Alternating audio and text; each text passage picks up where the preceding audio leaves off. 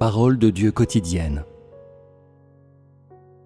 L'œuvre de Dieu parmi les hommes n'est pas cachée et devrait être connue par tous ceux qui adorent Dieu.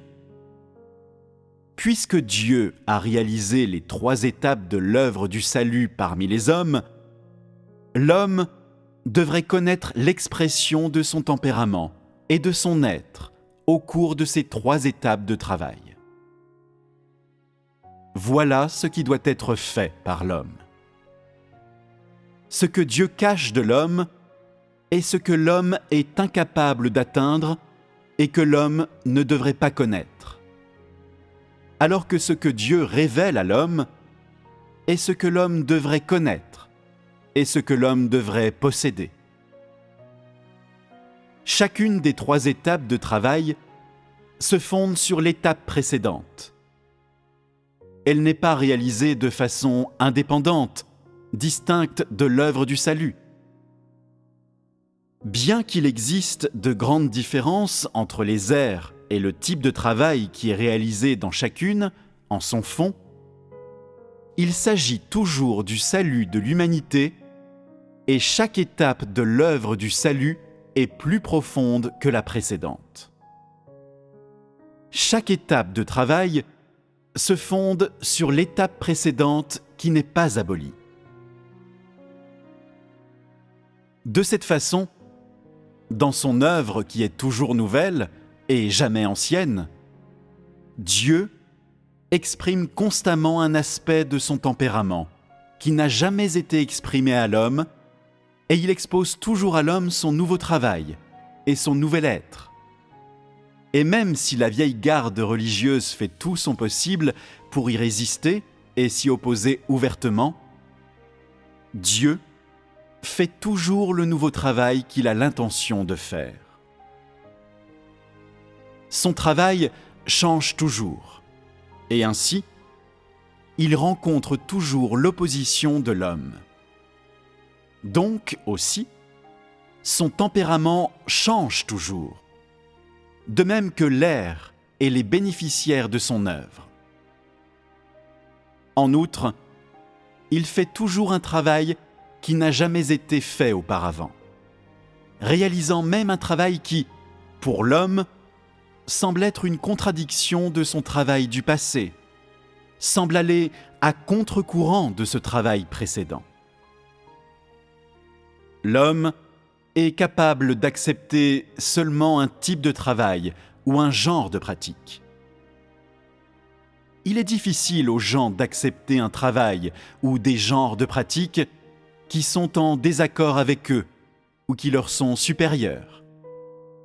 Mais le Saint-Esprit fait toujours un nouveau travail et donc se lève groupe après groupe d'experts religieux qui s'opposent à la nouvelle œuvre de Dieu. Ces gens sont devenus des experts précisément parce que l'homme n'a aucune idée que Dieu est toujours nouveau et jamais ancien. Et il ne connaît pas les principes de l'œuvre de Dieu.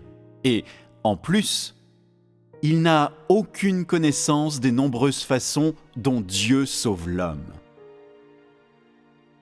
Ainsi, l'homme est tout à fait incapable de dire si c'est un travail qui vient du Saint-Esprit ou de Dieu lui-même.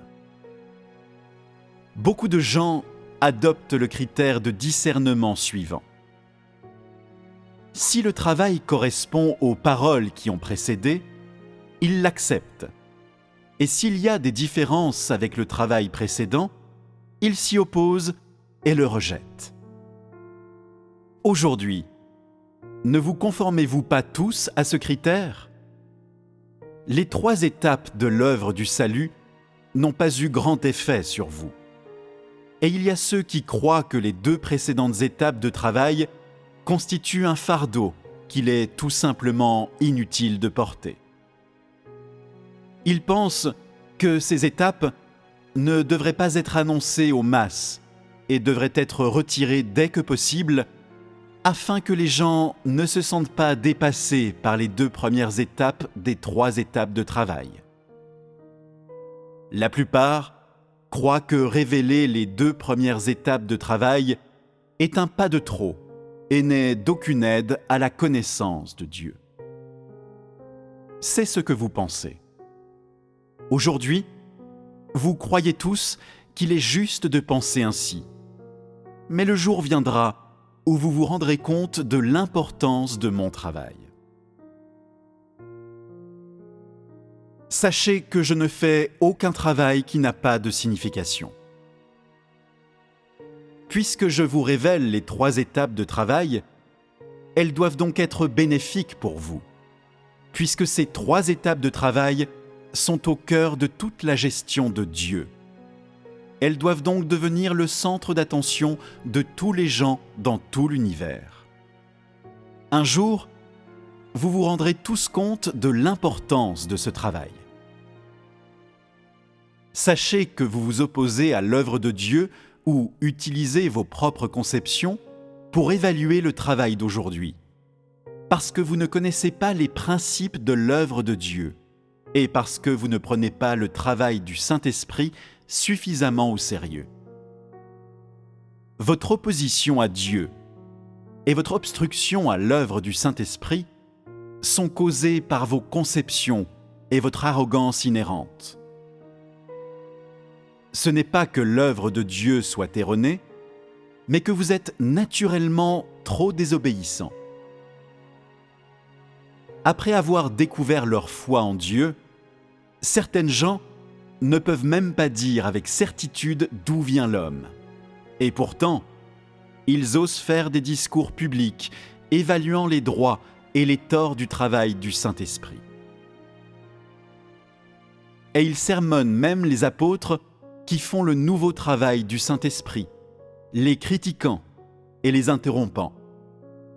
Leur humanité est trop vile et ils n'ont aucun sens. Le jour ne viendra-t-il pas où de tels gens seront rejetés par l'œuvre du Saint-Esprit et brûleront dans les feux de l'enfer ?